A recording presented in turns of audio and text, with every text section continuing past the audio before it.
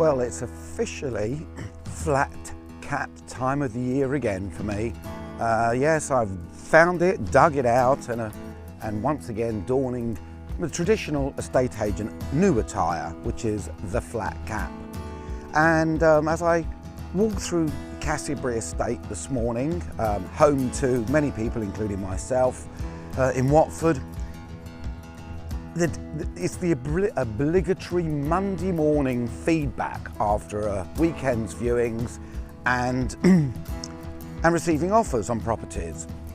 And it really occurs to me so much more every single Monday when I'm dealing with offers. I feel that many people could really benefit from a crash course in how to offer on a property. Now, offering on a property is not rocket science. I'm sure you've all offered on different things before. We're offering on eBay the whole time. If you ever go to a market, you're generally going to haggle on the price for whatever it happens to be, you know. You're going to question the price that's first presented to you. You may get £1 off, you may get £5 off, depending on what it is. But there's no difference when it comes to offering on a property. So the way to start off offering is really do your homework. Please bear in mind though that the estate agent has already done this.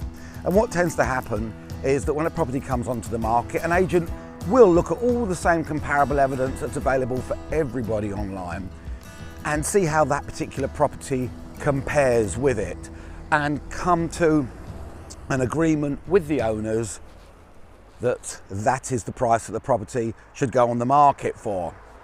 Now, depending on how long it's been on the market for, depending on not really the condition, because the condition would actually be considered or factored in when it comes to putting the property on the market in the first place.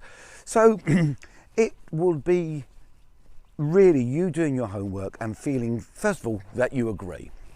Second thing is, in your gut, you know what you would pay for this property.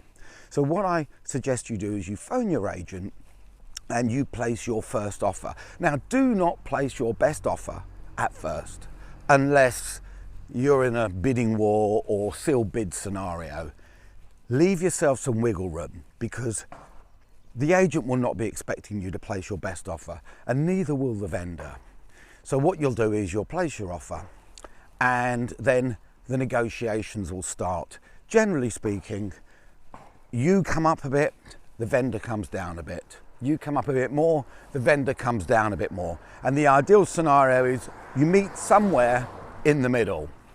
There are very big clues. For example, if a property is on the market saying offers in excess of, then that really does mean that that's the lowest price that somebody is willing to take.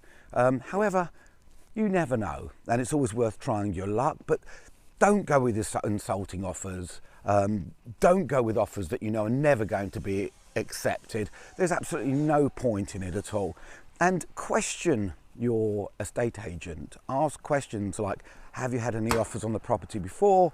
What was the best offer you had? The agent is obliged to help you, but not give away all the facts. Don't be afraid to make an offer. Speak to your agent about where you feel the offer will end up. Look at really what you think you could afford. Make sure you can afford what you're offering. Don't overextend yourself.